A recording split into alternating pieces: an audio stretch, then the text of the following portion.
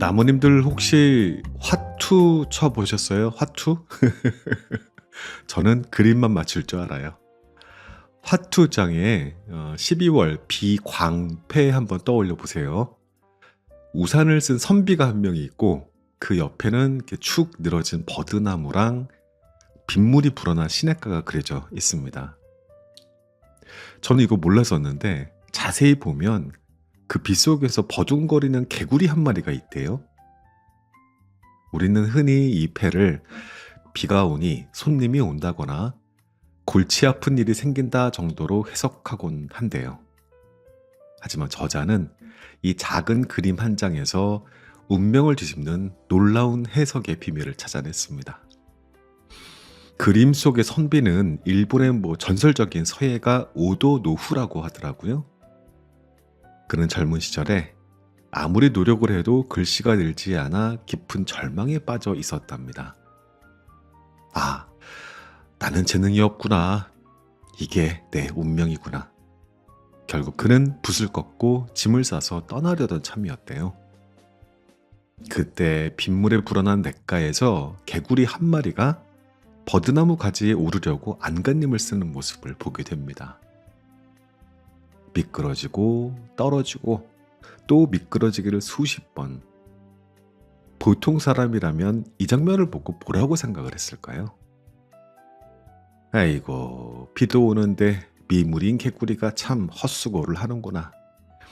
자연의 섭리는 거스를 수가 없어 라면서 혀를 찼겠죠.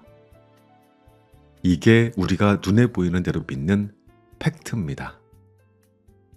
하지만 그 순간 오도 노후는 멈춰서서 그 장면을 완전히 다르게 해석을 했대요.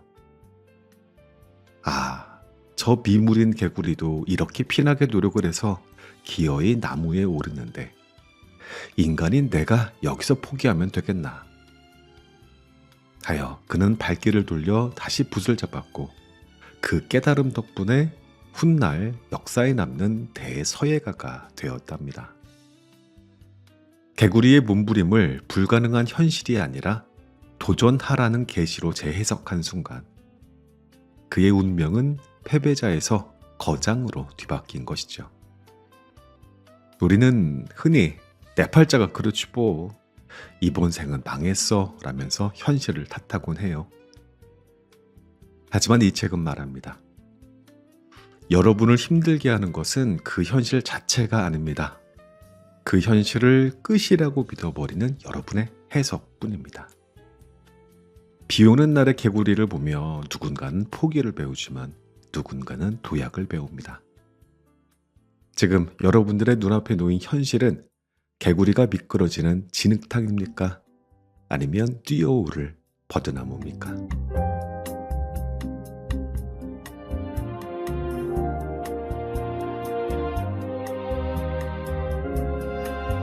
가끔 아주 엉뚱하지만 이런 상상 해본 적이 있어요. 만약 내가 지금의 성별이 아니라 반대의 성별이라면 혹은 빌딩 숲이 우거진 한국이 아니라 사자가 하품을 하는 아프리카의 뜨거운 초원에서 태어났다면 어땠을까? 과연 그때에도 저는 지금의 똑같은 눈으로 세상을 바라보고 하나의 사건 앞에서 지금과 똑같이 분노하거나 기뻐했을까요? 스스로에게 던진 이 질문에 대한 저의 대답은 정말로 아니요 였습니다. 그리고 이어지는 당연히 아니지 라는 내면의 목소리를 들으면서 저는 우리가 흔히 진실이라고 믿고 사는 것들은 사실 대단히 절대적인 게 아니고 나를 둘러싼 환경이 빚어낸 착각일지도 모른다는 생각을 하게 돼요. 자, 오늘 소개할 책 황인선 저자의 해석의 마법입니다. 조금 전에 말씀드린 그 사소한 상상 말이죠. 내가 서 있는 곳이 달라지면 진실도 달라진다라는 그 생각이 바로 이 책을 관통하는 핵심입니다.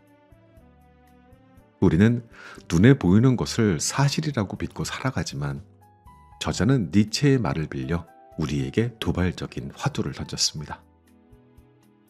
사실은 없고 해석만 있다고 말이죠. 이 말이 잘 이해가 안 되신다면 저자가 들려주는 다른 예화 하나 말씀드려 볼게요.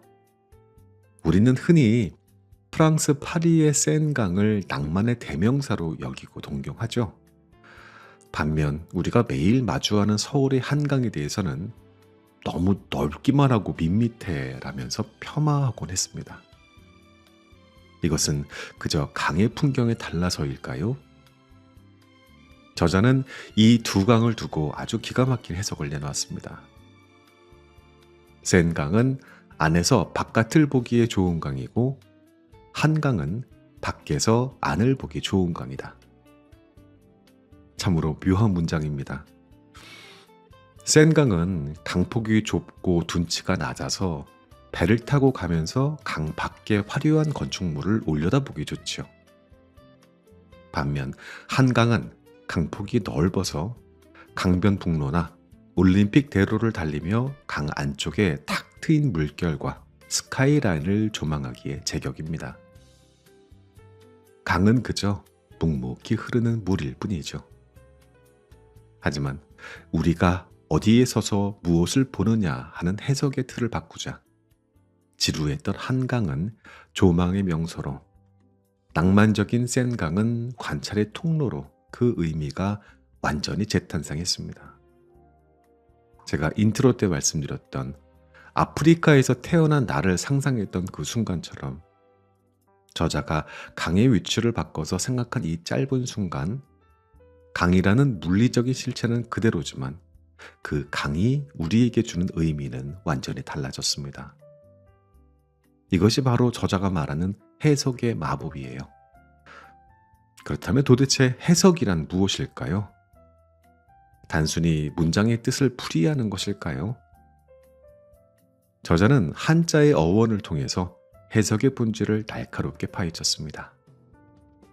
해석의 풀해자는 칼로 소의 뿔을 해치하는 모습을 담고 있고, 풀석자는 짐승의 발자국을 보고 그 동물이 무엇인지 알아내는 사냥꾼의 눈을 담고 있다고 했어요. 즉, 진정한 해석이란 어떤 현상을 있는 그대로 받아들이는 수동적인 태도가 아닙니다. 일단 해체한 뒤에 거기에 본질을 추적하여 의미를 부여하는 아주 적극적이고 창조적인 사냥인 것이죠. 오늘 제가 이 책을 여러분들께 들려드리려고 하는 이유는 바로 아래와 같습니다. 현실은 때로 괴롭고 불편합니다. 가난, 이별, 실패 같은 고통스러운 사실들은 피할 수 없이 우리를 찾아오지요. 저자는 이렇게 말을 해요. 현실은 괴롭다, 불편하다, 이건 피할 수 없다. 하지만 이 현실을 어떻게 해석하는가는 온전히 내 생각과 태도에 달려 있다고요. 우리가 진실이라고 믿었던 것이 실은 환경이 만들어낸 해석에 불과하다면 역설적으로 우리는 환경을 탓하는 대신 해석을 바꿈으로써 우리의 운명을 바꿀 수 있지 않을까요?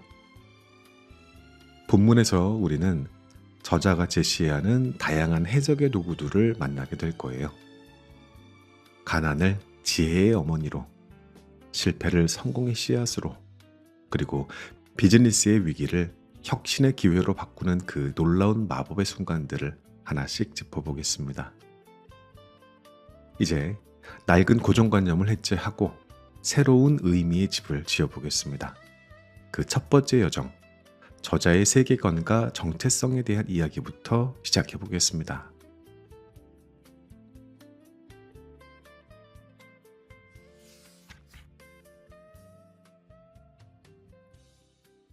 나를 지키는 해석의 갑옷. 앞서 우리는 내가 서 있는 환경이 나의 진실을 결정짓는다는 서늘한 사실을 마주했습니다. 그렇다면 이런 의문이 듭니다.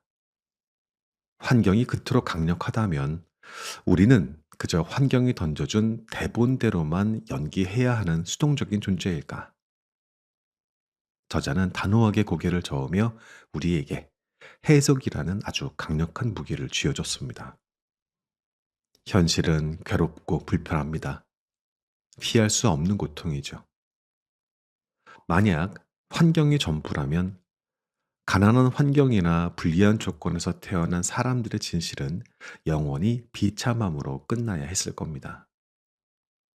그러나 저자는 현실은 괴롭다, 불편하다, 이건 피할 수 없다.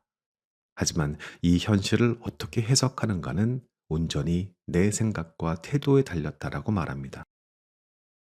현재 전 세계가 주목하는 야구 선수 오타니 쇼헤이 이야기 해보겠습니다. 오타니는 경기장에서 남들이 무심코 버린 쓰레기를 줍는 것으로 유명합니다. 사람들은 그에게 묻습니다. 세계적인 선수가 왜 굳이 남이 버린 쓰레기를 줍습니까? 보통의 사람이라면 쓰레기를 더러운 것, 남이 치워야 할 것, 귀찮은 것으로 해석했을 겁니다. 하지만 오타니의 대답은 우리의 상식을 뒤엎었습니다.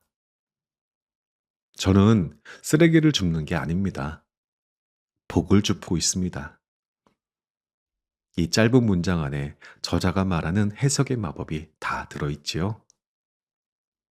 똑같은 쓰레기라는 팩트가 오타니의 해석을 거치자 행운을 저축하는 의식으로 완전히 재건축된 겁니다. 쓰레기는 더럽지만 복은 누구나 갖고 싶은 것이죠. 이 해석 덕분에 그는 단순한 청소부가 아니라 승리의 기운을 모으는 구도자가 되었습니다. 이러한 해석의 힘은 우리가 가장 두려워하는 운명 앞에서도 유효합니다. 우리는 일이 안 풀릴 때 종종 내 팔자가 그렇지 뭐 라며 운명을 탓하곤 하는데 운명이라는 한자를 뜯어보면 참 무섭습니다. 명자는 대궐에 앉은 신이 무릎을 꿇은 인간에게 내리는 명령을 형상화한 글자이기 때문이래요. 거역할 수 없는 신의 설계도처럼 느껴집니다. 환경은 우리에게 초기 값을 줄 뿐 그 값을 어떻게 연산하여 어떤 결과값을 낼지는 우리의 해석에 달려 있다는 겁니다. 하지만 안타깝게도 오늘날 우리는 이러한 주체적인 해석자가 되기보다는 타인의 해석에 휩쓸리는 경향이 있습니다. 당신은 쓰레기를 쓰레기로만 보고 있습니까? 아니면 복으로 보고 있습니까? 당신 앞의 실패를 운명으로 받아들입니까? 아니면 도약의 신호로 해석합니까? 가난해서 불행한 것이 아니라 가난을 비참함으로만 해석했기 때문에 불행한 것인지도 모릅니다. 실패를 해서 끝난 것이 아니라 실패를 끝이라고 해석했기 때문에 멈춘 것인지도 모릅니다. 오타니가 쓰레기에서 복을 주었듯 오노도후가 개구리에서 깨달음을 주었듯 우리도 우리를 둘러싼 환경을 다시 해석할 수 있습니다. 저자는 스스로를 환경의 피해자로 규정하지 않고 끊임없이 의미를 부여하는 해석자로 살아가기를 택했습니다. 그리고 그것이 바로 험난한 세상에서 나를 지키는 가장 단단한 갑옷이 되었고요. 이제 나 자신을 지키는 갑옷을 입었다면 문을 열고 밖으로 나아가 타인과 부딪혀야 할 시간입니다. 다음 섹션에서는 가장 가까우면서도 가장 어려운 전쟁터, 관계와 조직에 대한 날카로운 통찰을 들어보겠습니다.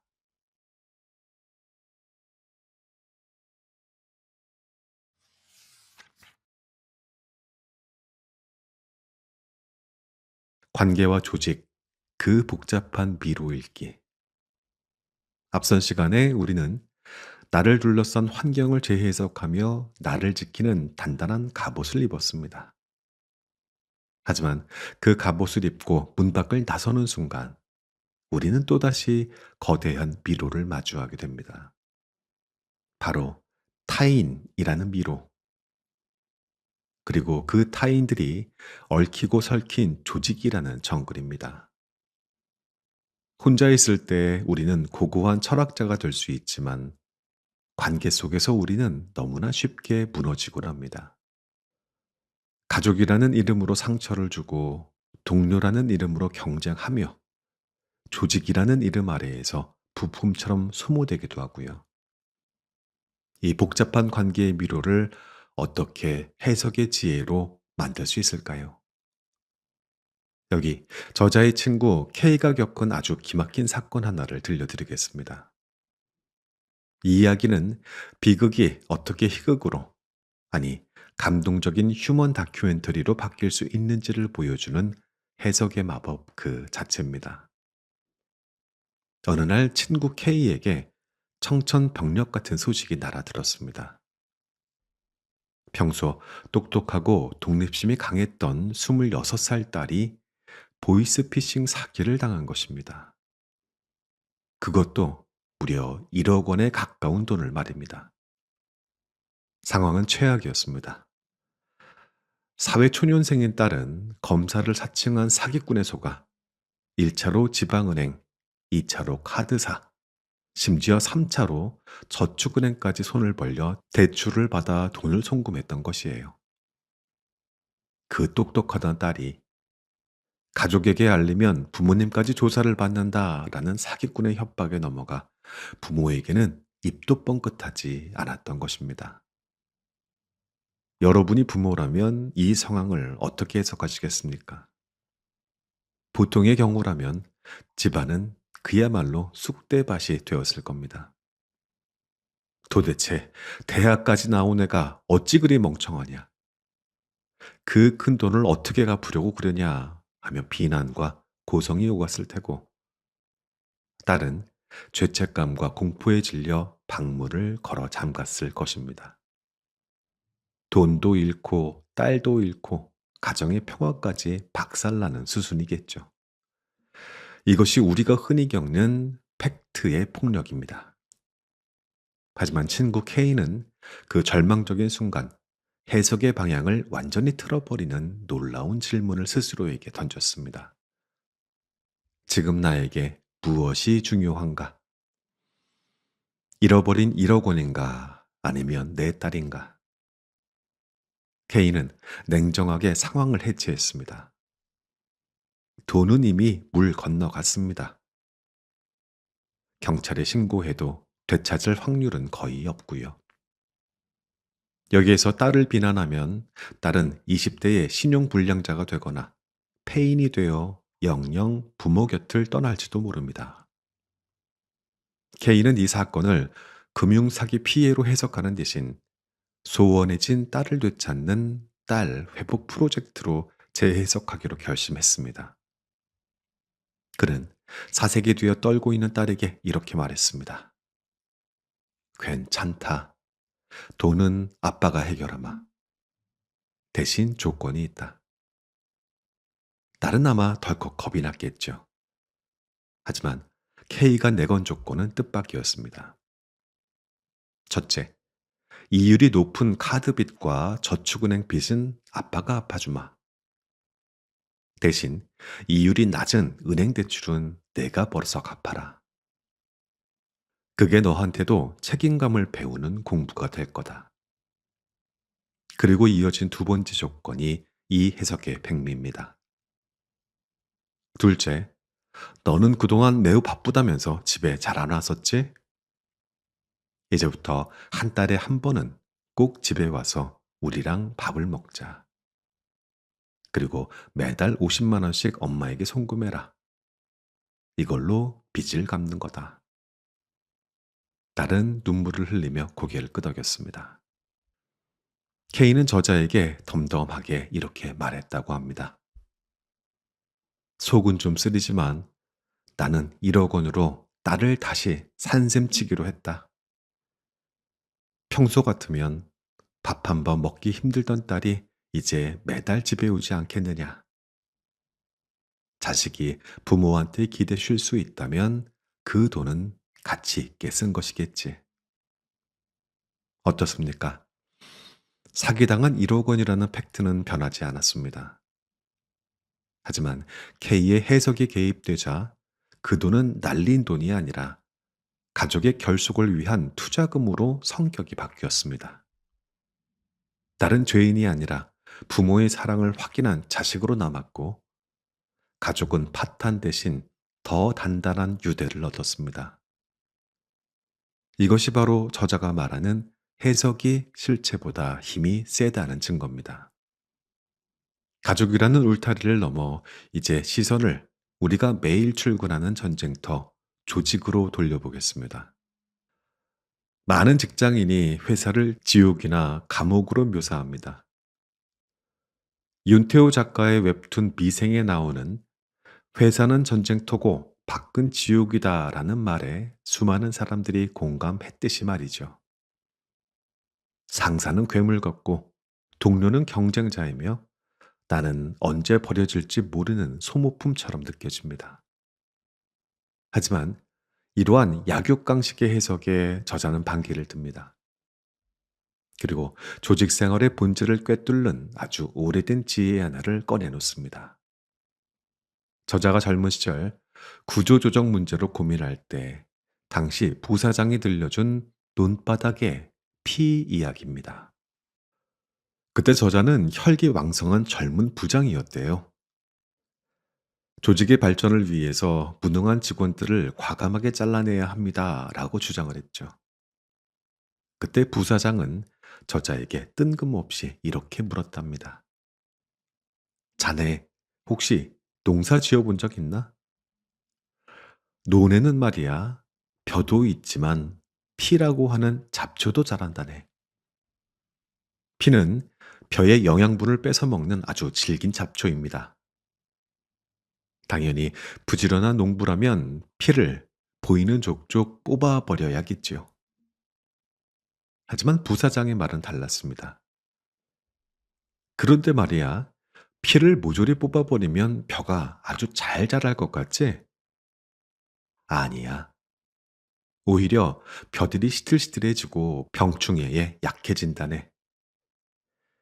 피가 섞여 있어야 벼들이 그 피에게 영양분을 안 뺏기려고 더 강하게 뿌리를 내리고 서로 경쟁하면서 생명력이 강해지는 법이거든. 이 이야기는 조직과 인간관계를 바라보는 저자의 시각을 완전히 뒤집어 놨습니다. 우리는 직장에서 나를 괴롭히는 상사, 뺀질거리는 동료, 무능한 부하 직원을 뽑아버려야 할 잡초로 여깁니다. 그들이 없으면 회사가 천국이 될 거라고 믿죠. 이를 흔히 매기 이론이라고도 하지만 이 피 이론은 그보다 더 깊은 통찰을 담고 있습니다. 조직 내의 갈등, 나를 힘들게 하는 그 관계의 잡초들이 사실은 나의 뿌리를 더 깊게 내리게 하고 나의 업무 능력을 단단하게 만드는 성장의 촉매제라는 해석입니다. 저자는 이를 통해 깨달았습니다. 조직은 단순히 강자가 약자를 잡아먹는 곳이 아닙니다. 오히려 겉보기에 약하고 쓸모없어 보이는 존재들이 조직의 균형을 맞추고 강자들을 긴장하게 만듭니다. 이것을 강육약식이라고 비틀어 표현하게 됐습니다.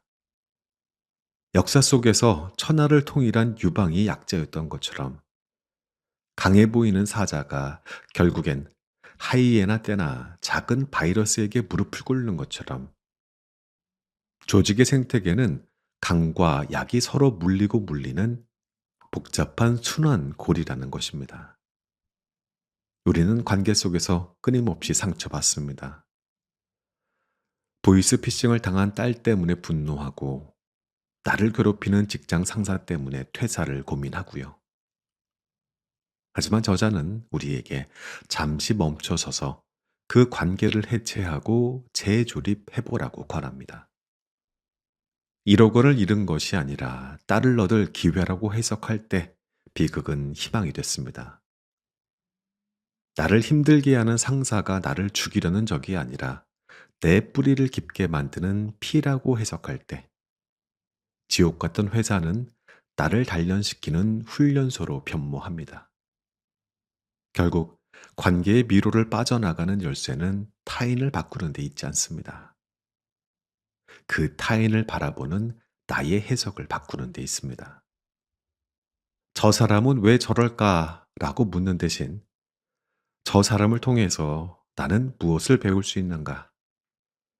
이 상황을 나는 어떻게 내 삶의 자양분으로 삼을 것인가 라고 묻는 순간 우리는 관계의 피해자에서 관계의 주도자가 될 수 있습니다. 이제 관계의 미로를 통과한 우리는 더 넓은 세상으로 나아갈 준비가 됐습니다. 바로 비즈니스라는 거친 바다입니다. 다음 섹션에서는 남들이 보지 못하는 것을 보고 평범한 것을 비범한 것으로 바꾸는 비즈니스의 해석, 콘셉트와 맥락의 세계로 여러분들을 안내하겠습니다.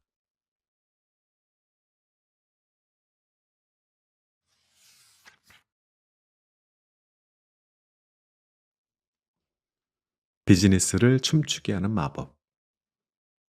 우리는 앞서 관계라는 숲에서 잡초, 피가 별을 더 강하게 만든다는 역설을 배웠습니다.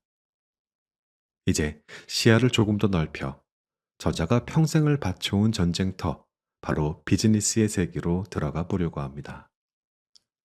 물건을 팔고 사람의 마음을 사는 이 비즈니스 정글에서 가장 강력한 포식자는 누굴까요? 자본일까요? 기술일까요? 저자는 아주 재미있는 일화 하나로 그 정답을 제시합니다. 어느 국제 광고 회의장이었습니다. 한 회사 연사가 무대에 올라 마케팅의 핵심을 설명하다가 대뜸 이런 말을 던졌습니다. 텍스트는 왕, 킹이다. 하지만 맥락, 컨텍스트는 킹콩이다. 청중들은 모두 웃음을 터뜨렸습니다. 하지만 그 웃음 뒤에는 서늘한 통찰이 숨어 있었죠. 왕, 킹도 중요하지만 킹콩은 그 왕을 한 손에 쥐고 흔들 만큼 압도적인 괴물입니다. 즉, 아무리 좋은 제품, 텍스트라도 그것이 놓인 상황과 배경, 즉 맥락, 컨텍스트를 읽지 못하면 무용지물이 된다는 뜻이죠. 저자는 이 맥락, 컨텍스트라는 킹콩을 등에 업고 죽어가던 브랜드를 되살려낸 경험이 있습니다. 바로 숙명여대 입시 광고 캠페인 이야기입니다. 이 사례는 컨셉트가 어떻게 비즈니스의 운명을 바꾸는지 보여주는 교과서적인 드라마입니다. 때는 저자가 광고회사 제1기획에 다니던 시절이었대요. 당시 여대의 인기는 하락세였습니다. 취업난이 심해지면서 여학생들도 남녀공학을 선호했고 여대는 신부 수업하는 곳이라는 낡은 고정관념에 갇혀 있었습니다. 경쟁 대학들은 이 위기를 타개하기 위해서 앞다퉈 글로벌, 미래, 최첨단 같은 거창한 구호를 쏟아냈고요. 세계로 나아가는 대학, 21세기를 선도하는 대학 같은 문구들이 신문 지면을 도배했습니다. 하지만 저자의 눈에 그건 공허한 외침이었어요. 모든 대학이 똑같은 말을 하고 있었기 때문입니다. 저자는 그들과 똑같은 확성기를 드는 대신 조용히 책상에 앉아 질문을 던졌습니다. 도대체 여대만이 줄 수 있는 가치는 무엇인가? 남자들이 말하는 강함이 아니라 우리 안에 숨겨진 진짜 힘은 무엇인가? 여기에서 당시 사회의 맥락을 저자는 읽어냅니다.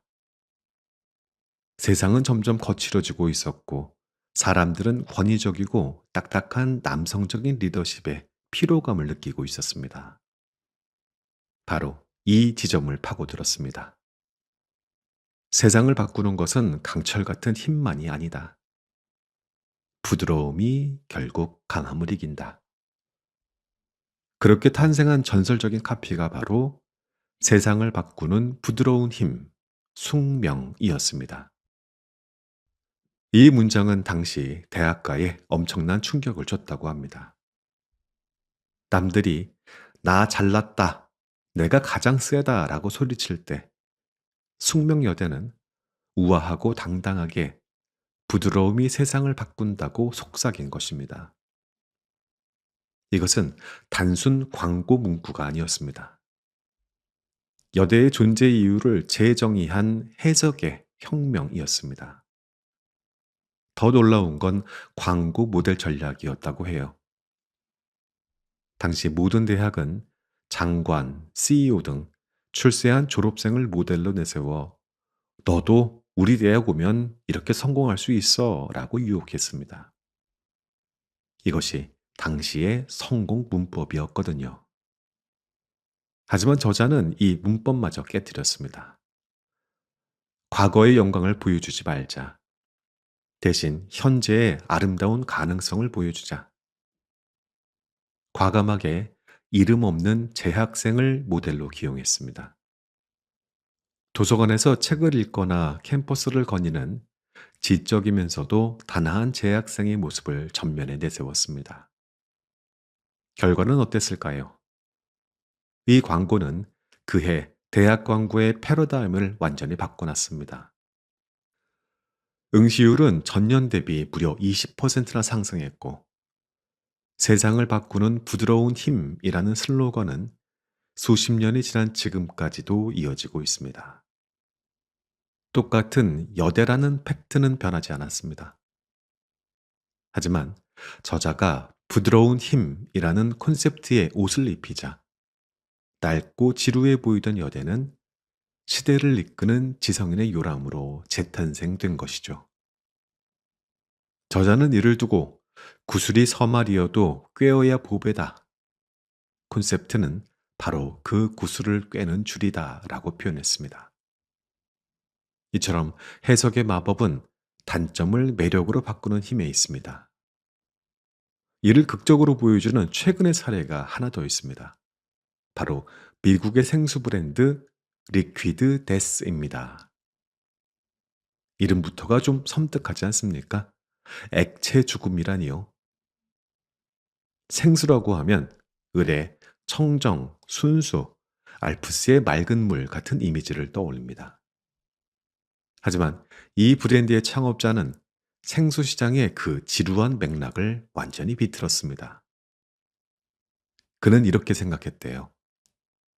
왜 몸에 좋은 물을 지루하게 마셔야 할까? 물을 마시는 것도 록스타처럼 쿨하고 거칠게 할 수는 없을까? 그는 생수를 맥주캔처럼 생긴 투박한 알루미늄 캔에 담았습니다. 그리고 해골이 그려진 로고를 받고 슬로건을 이렇게 정했습니다. 당신의 갈증을 죽여라. 사람들은 열광했습니다. 클럽이나 파티에서 술을 못 마시는 사람들이 이 물을 마십니다. 맥주 캔처럼 생겼기 때문에 분위기를 깰 걱정도 없이 무엇보다 죽여주는 콘셉트가 힙하기 때문이었죠. 심지어 이들은 2024년에 아웃도어 브랜드와 협업하여 관 모양의 아이스박스를 경매에 붙이기도 했습니다. 물을 차갑게 보관해야 된다는 기능을 관 속에 넣어 영원히 차갑게 만든다는 엽기적인 해석으로 풀어낸 것입니다. 숙명여대가 부드러움으로 해석의 마법을 부렸다면 리퀴드 데스는 죽음과 파격으로 마법을 부렸습니다. 방향은 정반대였지만 본질은 같지요. 남들이 보지 못하는 맥락을 읽고 자신만의 해석을 내놓았다는 점입니다. 비즈니스는 결국 물건을 파는 것이 아니라 해석을 파는 것입니다. 청바지 브랜드 리바이스가 우리는 질긴 바지를 팝니다 라고 하지 않고 우리는 자유를 팝니다 라고 말했듯이 아웃도어 브랜드 파타고니아가 우리는 옷을 팝니다 라고 하지 않고 우리는 지구를 살리기 위해 사업을 합니다 라고 말했듯이 말이죠. 저자는 우리에게 묻습니다. 당신은 당신의 일과 비즈니스를 어떻게 해석하고 있습니까? 단순히 나는 물건을 파는 사람이야 라고 정의하고 있지는 않나요? 만약 당신이 식당을 한다면 밥을 파는 곳이 아니라 허기진 영혼을 채우는 곳으로 해석할 수 있지 않을까요? 만약 당신이 개발자라면 코드를 짜는 사람이 아니라 디지털 세상을 건축하는 사람으로 해석할 수 있지 않을까요? 맥락이라고 하는 킹콩 위에 올라타십시오. 그리고 당신만의 콘셉트라는 마법 지팡이를 휘둘러 보세요.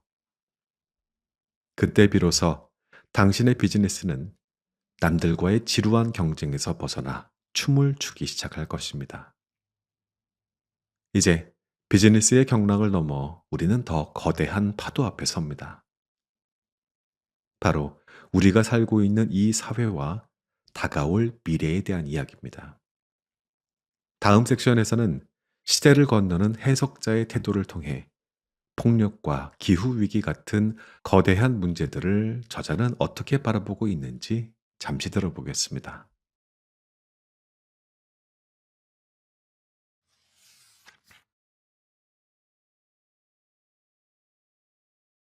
시대를 건너는 해석자의 태도. 우리는 지금까지 나 자신, 관계, 그리고 비즈니스를 해석하는 법을 배웠습니다. 이제 우리는 마지막으로 가장 다루기 힘든 대상을 마주해야 합니다. 바로 시간입니다. 시간은 누구에게나 공평하게 흐르는 물리적인 것으로 생각하기 쉽습니다. 하지만 저자는 시간도 해석하기 나름이라고 말을 해요. 아주 흥미로운 이야기 하나 시작해 보겠습니다. 1853년 세계 최초로 승객용 엘리베이터를 개발한 오티스사의 이야기입니다. 당시 엘리베이터는 획기적인 발명품이었지만 치명적인 단점이 있었대요. 속도가 너무 느리다는 것이었죠. 고층 건물에 엘리베이터가 설치되자마자 사람들의 불만이 폭주했습니다. 너무 느려 터져서 못하겠다. 기다리다가 숨 넘어가겠다라는 항의가 빗발쳤다고 해요. 이 문제를 해결하기 위해 엔지니어들은 머리를 싸매고 고민했습니다. 모터를 더 강한 것으로 바꿔야 되나? 로프를 바꿔야 되나? 수억 원의 비용이 드는 기술적인 해결책들이 논의되었대요. 그런데 이 문제를 아주 엉뚱한 방법으로 돈 한 푼 들이지 않고 해결한 곳이 있었습니다. 한 호텔의 지배인이 엘리베이터 안에 거울을 붙인 것입니다. 결과는 어땠을까요? 불만이 거짓말처럼 사라졌습니다. 엘리베이터의 속도는 조금도 빨라지지 않았어요. 하지만 사람들은 거울을 보며 온 매무새를 다듬고 자신의 얼굴을 쳐다보느라 시간 가는 줄을 몰랐던 것입니다. 사람들에게 지루하게 기다리는 시간이 나를 단장하는 유용한 시간으로 바뀐 것이죠. 저자는 이 일화를 통해 시간의 두 가지 얼굴을 설명합니다. 바로 크로노스와 카이로스입니다.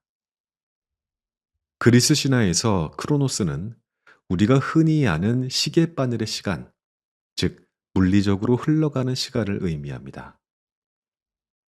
반면 카이로스는 기회 또는 특별한 의미가 부여된 시간을 뜻합니다. 카이로스는 앞머리는 무성하지만 뒷머리는 대머리인 신의 모습으로 묘사됩니다. 기회가 올 때는 잡기 쉽지만 지나가면 잡을 수 없다는 뜻이죠. 오티스사의 거울은 지루한 크로노스의 시간을 의미 있는 카이로스의 시간으로 재해석한 마법이었습니다. 우리 인생도 마찬가지입니다. 아, 벌써 1년이 지났네 라고 한탄하는 것은 크로노스에 갇힌 삶입니다. 하지만 이 시간 동안 나는 무엇을 경험했지? 라고 묻는 순간 그 시간은 카이로스가 되어 내 삶에 축적됩니다. 시간은 심술쟁이이지만 훌륭한 조력자이기도 하다. 어리석은 자와 지혜로운 자의 차이는 이 시간을 어떻게 해석하느냐에 달렸다. 개인의 시간을 넘어 이제 시야를 조금 더 넓혀 우리 인류에게 남은 시간을 들여다보겠습니다. 바로 기후위기의 시간입니다. 저자는 이 위급한 상황을 설명하기 위해 아주 섬뜩한 수수께끼 하나를 던졌습니다. 아주 큰 연못이 있다. 그 연못에 연꽃이 하나 핀 후 매일 2배의 속도로 늘어난다. 연꽃이 연못의 반을 채우는데 29일이 걸렸다. 그렇다면 그 연못이 연꽃으로 꽉 차는 데에는 며칠이 걸릴까? 우리는 본능적으로 반이 찼으니 나머지 반도 29일쯤 걸리겠지라고 생각하거나 적어도 며칠은 더 걸릴 거라고 생각합니다. 하지만 정답은 단 하루입니다. 매일 두 배로 늘어나니 29일째의 반이 찼다면 30일째 되는 날 전부 꽉 차버리는 것이겠죠. 저자는 지금 우리가 처한 환경 위기가 바로 이 29일째에 해당한다고 경고합니다. 아직 반이나 남았네 라고 여유를 부릴 때가 아니라는 거죠. 내일이면 연못은 숨 쉴 틈 없이 꽉 막혀버릴 것입니다. 이것이 바로 기후위기에 대한 냉정한 시간 해석입니다. 그렇다면 우리는 어떻게 해야 될까요? 플라스틱 빨대를 안 쓰고 텀블러 쓰는 것, 물론 중요합니다. 하지만 저자는 조금 더 거시적이고 강력한 해석의 도구를 제안합니다. 바로 소비의 무기화입니다. 우리는 흔히 기업이 물건을 만들면 소비자는 그것을 수동적으로 산다고 생각합니다. 하지만 저자는 MIT 교수 앤드류 메가피의 말을 빌려 소비자가 기업과 정부를 바꿀 수 있는 가장 강력한 무기를 쥐고 있다고 역설해요. 미국의 클린테크 기업 오파워의 놀라운 실험을 저자는 소개합니다. 오파워는 사람들에게 전기를 아껴 쓰라고 호소하지 않았습니다. 지구를 위해 전기를 끕시다라는 도덕적인 설교는 사람들의 행동을 바꾸지 못했기 때문이죠. 대신 그들은 빅데이터와 행동 심리학을 이용해 고지서 문구 하나를 바꿨습니다. 당신의 이웃 10명 중 7명은 당신보다 에너지를 덜 쓰고 있습니다. 이 문구는 마법 같은 효과를 발휘했습니다. 사람들은 도덕적인 호소에는 꿈쩍도 안 하더니 이웃집과의 비교에는 즉각 반응했습니다. 뭐야? 내가 옆집 철수네보다 전기를 더 쓴다고? 자존심이 발동한 사람들은 앞다퉈 전등을 끄고 에어컨 온도를 조절하기 시작했습니다. 이 작은 해석의 전환 덕분에 오파워는 무려 32테라와트시의 전력을 절감했습니다. 이는 약 4,750억 원에 달하는 비용이자 280만 톤의 이산화탄소를 줄인 엄청난 수치입니다. 이것이 바로 해석이 세상을 바꾸는 방식입니다. 기후위기라는 거대한 문제 앞에서 나 하나가 뭘 하겠어 라고 무력감에 빠지는 대신 소비 패턴을 바꾸고 기업을 압박하는 행동하는 해석자가 되어야 됩니다. 우리가 싼 가격에 혹해 중국의 쇼핑몰에서 일회용품을 대량으로 사들일 때 우리는 지구를 망치는 기업에 투표를 하는 셈입니다. 반면 파타고니아처럼 지구를 위해 사업한다는 기업의 물건을 선택할 때 우리는 지구를 살리는 쪽에 투표를 하는 것입니다. 저자는 이를 두고 소비는 단순한 구매 행위가 아니라 내가 어떤 세상을 원하는지 보여주는 투표 행위라고 해석했습니다. 시간은 우리를 기다려주지 않습니다. 연못의 연꽃은 이미 반을 넘어섰습니다. 하지만 우리에게는 아직 하루라는 시간이 남아 있습니다. 엘리베이터에 거울을 붙여 지루함을 설렘으로 바꿨듯이 오파워가 이웃과의 비교를 통해 절약을 이끌어냈듯이 우리도 우리에게 남은 시간을 그리고 우리의 소비를 새롭게 해석해야 합니다. 어쩔 수 없어 라는 체념의 해석이 아니라 이것이 모든 것을 바꿀 수 있다는 행동의 해석으로 나아갈 때 우리는 비로소 우리 아이들에게 조금 더 나은 미래를 물려줄 수 있을 것입니다. 자, 이제 우리는 나를 지키고 관계를 맺고 비즈니스를 하고 마침내 시대를 고민하는 해석자가 되었습니다. 마지막 클로징에서는 이 모든 이야기를 갈무리하며 험한 세상을 살아가는 당신에게 저자가 건네는 따뜻한 위로의 문장들을 만나보겠습니다.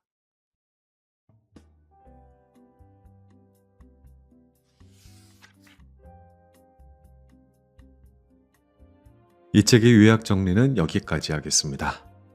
이 책 덮으면서 저는 문득 우리가 종종 마주하는 현실에 대해서 다시 생각해 봤습니다.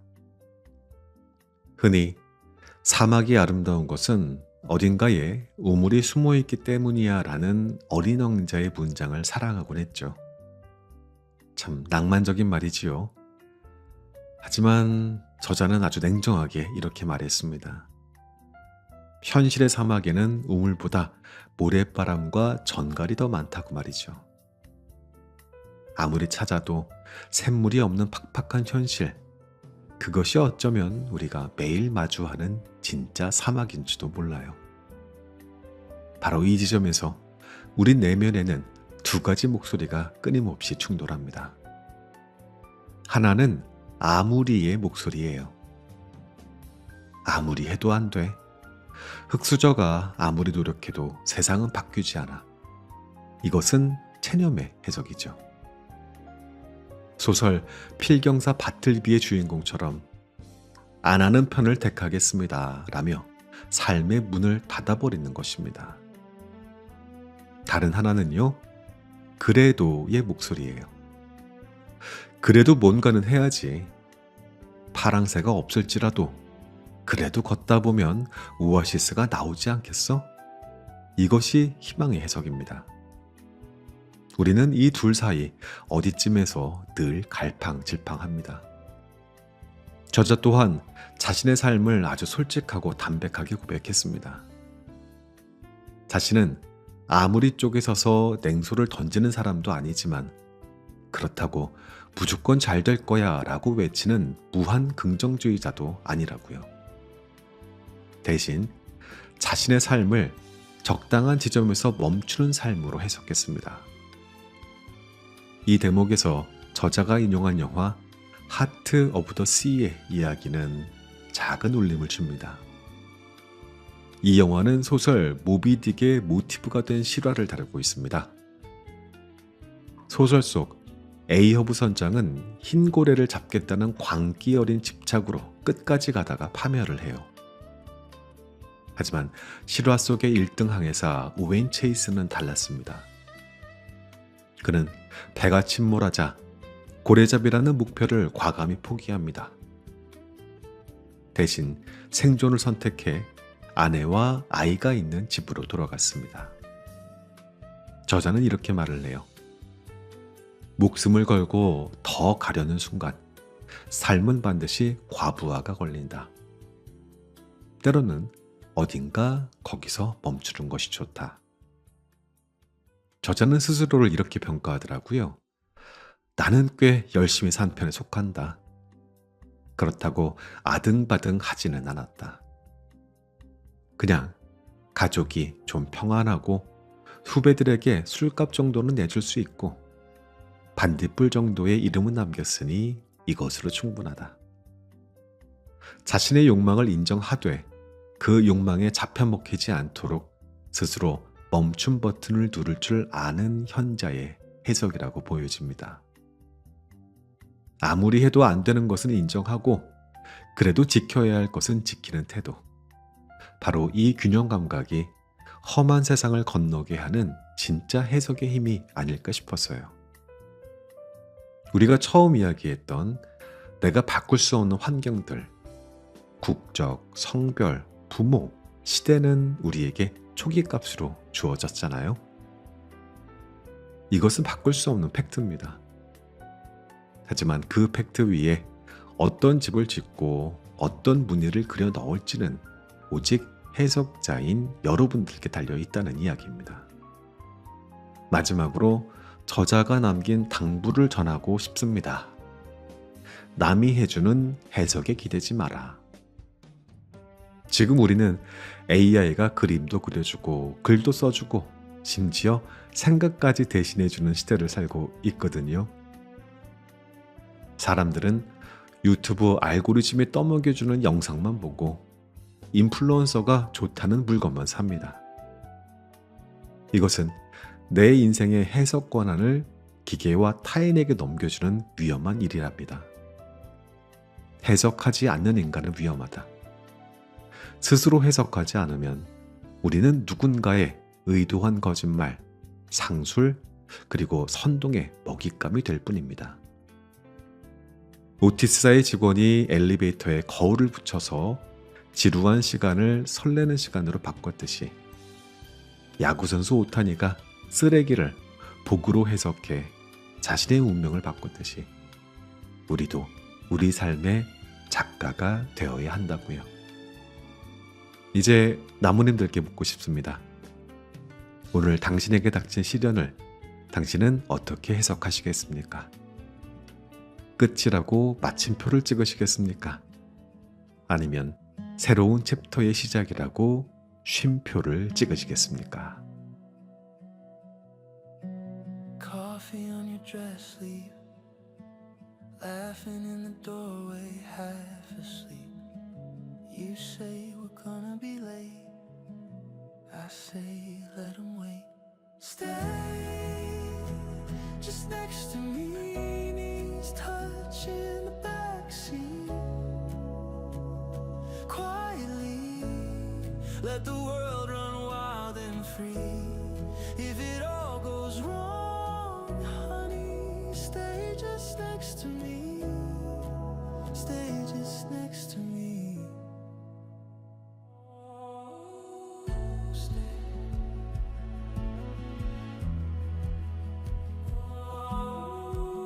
Stay.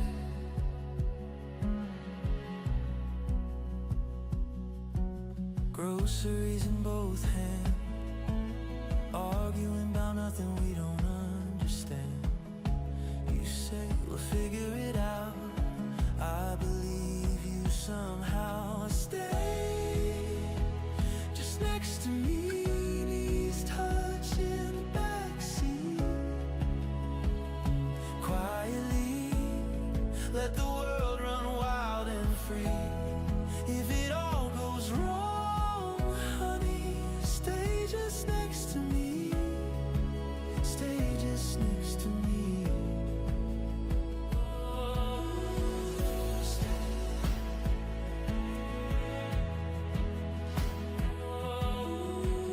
Stay.